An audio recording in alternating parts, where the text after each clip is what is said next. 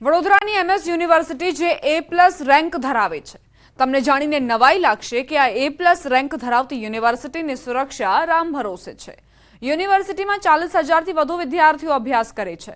રોજ હજારોની સંખ્યામાં વિદ્યાર્થી અને વિદ્યાર્થીનીઓ યુનિવર્સિટી કેમ્પસમાં આવતા હોય છે। યુનિવર્સિટી કેમ્પસમાં લાગેલા 250 સીસીટીવી કેમેરામાંથી 200 સીસીટીવી બંધ હાલતમાં છે। માત્ર 50 સીસીટીવી કેમેરા ચાલુ છે, જેને લઈ યુનિવર્સિટીમાં ભણતા વિદ્યાર્થીઓ સત્તાધીશો સામે સવાલ ઉઠાવી રહ્યા છે।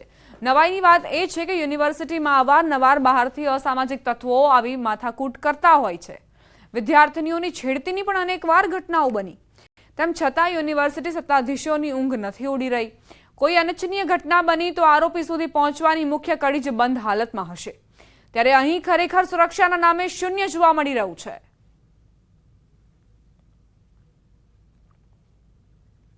एमएस यूनिवर्सिटी में हमारा थोड़ा टाइम पहला बात करिए तो साइंस फेकल्टी आर्ट्स फेकल्टी बार एक ज दिवस में 2 एक्टिवा चोरी थी गई, जेमांथी एक एक्टिवा तो प्रोफेसर खुदनी हती, ते पण तेम छतां कैमरा बंद हालत में होवा छतां ते चोर कोण हतुं ते पकड़ायो नहीं। एना पछी आपणा लाइब्रेरीनी बहार एक विद्यार्थीनी डेकीमांथी पाकीट अने मोबाइल चोरी थई गया। मोबाइल अने पाकीट कोई चोरी करे छे, परंतु कैमरानी क्लियरिटी सारी न होवाने कारणे ते पण खबर ना पड़ी कि कोण चोरी थई गयुं। अने अवारनवार आपणा एमएस यूनिवर्सिटी में बनावो बने छे, जेम के चंदनना झाड़नी चोरी थई गई होय, विद्यार्थीओनी चालू एक्जाममांथी बेग चोरी थई गया होय के फोन चोरी थई गया होय, परंतु आज दिन सुधी कोई पण एवो शख्स पकड़ायो नहीं, जेना कारणे कैमराथी क्लियर देखाई शके अने पकड़ाई शके। दरेक फेकल्टीमां हालमां सीसीटीवी केमेरा कार्यरत छे। आ उपरांत તમે જે વાત કરી કે અમુક કેમેરા ચાલુ હાલતમાં નથી, તો તેના માટે આજથી જ કોમ્પ્યુટર સેન્ટરની જે ટીમ છે તે દરેકે દરેક ફેકલ્ટીની મુલાકાત રહી છે અને દરેક ડીન અને જે તે વ્યક્તિ સાથે કોર્ડિનેટ કરી અને તમામે તમામ સીસીટીવી કેમેરા છે એ કાર્યરત થઈ જાય તેની માટેની પ્રોસેસ ઓલરેડી શરૂ થઈ ચૂકી છે। સીસીટીવી કેમેરા વારંવાર બગડી જતા હોય છે, પરંતુ સમયાંતરે દરેકે દરેક ફેકલ્ટીમાં હાલમાં સીસીટીવી કેમેરા કાર્યરત જ છે। જો તમે વિશ્વવિખ્યાત એમએસ યુનિવર્સિટીના વિદ્યાર્થી છો તો પોતાની ચિંતા પોતે જ કરજો, કારણ કે અહીંના જે સત્તાધીશો છે તમને સુરક્ષા પૂરી પાડવા માટે એટલા સક્ષમ નથી। એનો પુરાવો જે છે આજે અમે તમને બતાવવા જઈ રહ્યા છે। અત્યારે તમે દ્રશ્યો જોઈ રહ્યા છો, આર્ટ્સ ફેકલ્ટીના દ્રશ્યો છે। અને મહત્વની વાત કરીએ તો જ્યારે કોઈ ઘટના કે દુર્ઘટના બનતી હોય ત્યારે જે સીસીટીવી કેમેરા છે તે ખૂબ જ મહત્વની ભૂમિકા ભજવતા હોય છે, પરંતુ આ જે સીસીટીવી કેમેરા છે તે યુનિવર્સિટીના વીસીની જેમ આંધળા હોય તેમ લાગી રહ્યું છે। ઉલ્લેખનીય બાબત છે કે વિજિલન્સની ટીમ અગાઉ જ્યારે હતી ત્યારે સતત મોનિટરિંગ થતું હતું, વિદ્યાર્થીઓની જે ગતિવિધિ છે તેના પર નજર રાખવામાં આવતી હતી, પરંતુ આ જે વીસી છે તેમના મનસ્વી વલણના કારણે જે વિજિલન્સની ટીમ છે તેનું વિસર્જન કરવામાં આવ્યું। સિક્યુરિટી ગાર્ડ છે, પરંતુ તેમાં પણ બહુ મોટો અભાવ જે છે તે જોવા મળી રહ્યો છે। પૂરતી સંખ્યામાં સિક્યુરિટી ગાર્ડ નથી, સીસીટીવી કેમેરા છે તો તે બંધ હાલતમાં છે। એટલે જો વિદ્યાર્થીઓએ પોતાની સુરક્ષાની ચિંતા કરવી હોય તો પોતે જ ચિંતિત બનવું પડશે, કારણ કે યુનિવર્સિટીમાં વિદ્યાર્થીઓની સુરક્ષાનું ધ્યાન રાખે તેવી કોઈ પણ પ્રકારની વ્યવસ્થા અહીંયા જોવા નથી મળતી। હાર્દિક દીક્ષિત, ન્યૂઝ 18 ગુજરાતી, વડોદરા। મહીસાગર જિલ્લાના ખાનપુર તાલુકામાં વર્ષોથી આદિવાસી હોવાનું પ્રમાણપત્ર ન મળતા શિક્ષણનો બહિષ્કાર કરી ખાનપુરના 21 ગામના વાલીઓએ પોતાના બાળકને શાળામાં જતા બંધ કર્યા। અનેક આંદોલનો કરવા છતાં પણ જાતિના દાખલા ન મળતા આ વખતે આદિવાસી લોકો અડગ રહી નવું આંદોલન શરૂ કર્યું છે।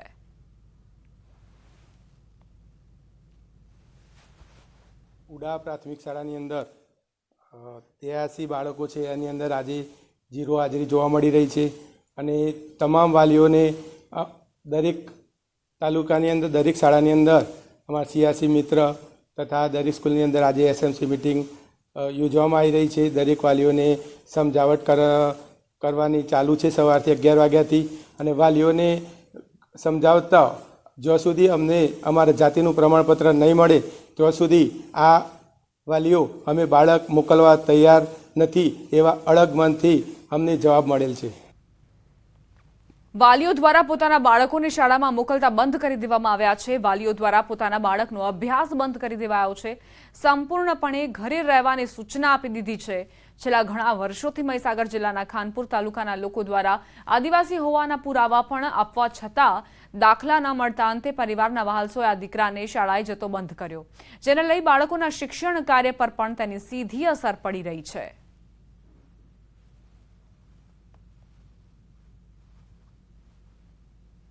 ખાનપુર તાલુકો મહીસાગર જિલ્લાની નવાગામ પ્રાથમિક શાળા છે।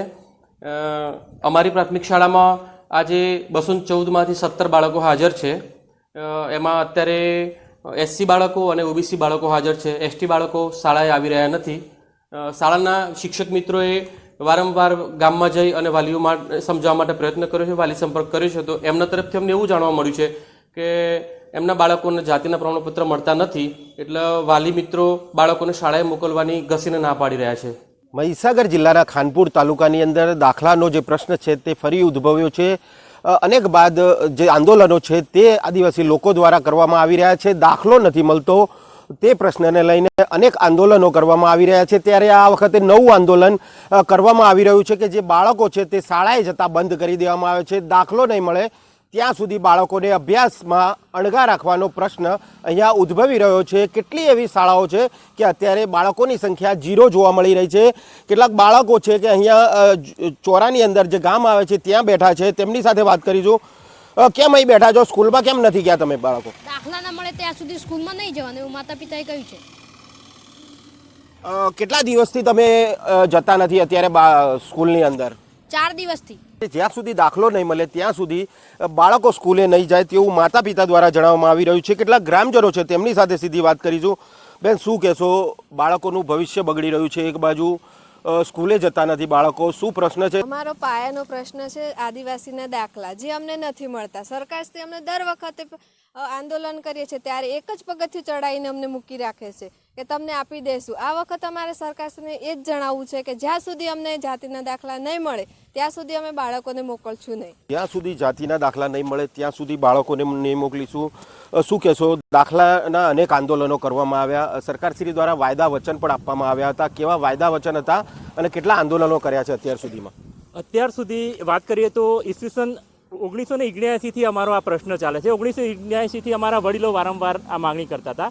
1979માં ફર્સ્ટ ટાઈમ માગણી કરવામાં આવી ત્યારે જે તે સરકારે અમને દાખલા આપવાનું ચાલુ કરી દીધું. પરંતુ 2005 પછી ખોટા સર્વે કરીને ખોટા વાયદા કરીને 2005થી અમારા બાળકોને સદંતર દાખલા આપવાનું બંધ કરી દેવામાં આવ્યું છે. સ્કૂલો આવેલી છે ખાનપુર તાલુકામાં અને કેટલી સ્કૂલોમાં અત્યાર બાળકો નથી જતા, 0 હાજરી જોવા મળી રહી છે? 135 સ્કૂલો શાળા આવેલી છે. સ્કૂલો એમાંથી 60 સ્કૂલોના બાળકો 0 સંખ્યા છે, જ્યાં એક પણ બાળક જતું નથી.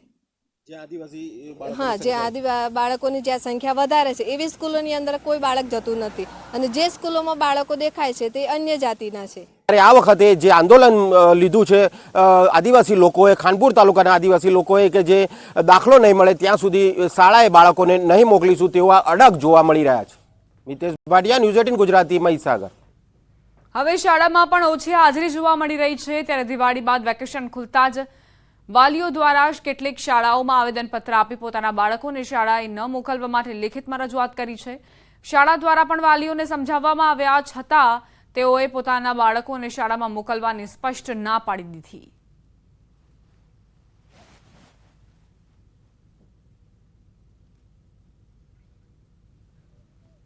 આદિવાસી હોવાનું પ્રમાણપત્ર ન મળતા જ લોકો વિફર્યા છે અને પોતાના બાળકોને શાળાએ ન મોકલવાની તેમણે રજૂઆત પણ કરી છે.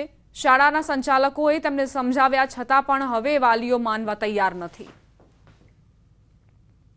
આજે 26 નવેમ્બર એટલે રાષ્ટ્રીય દૂધ દિવસ. શ્વેત ક્રાંતિના જનક ડોક્ટર વર્ગીસ કુરિયનની જન્મજયંતિના અવસરે દેશમાં રાષ્ટ્રીય દૂધ દિવસ ઉજવવામાં આવે છે. ગુજરાત માટે આ દિવસનું વિશેષ મહત્વ છે.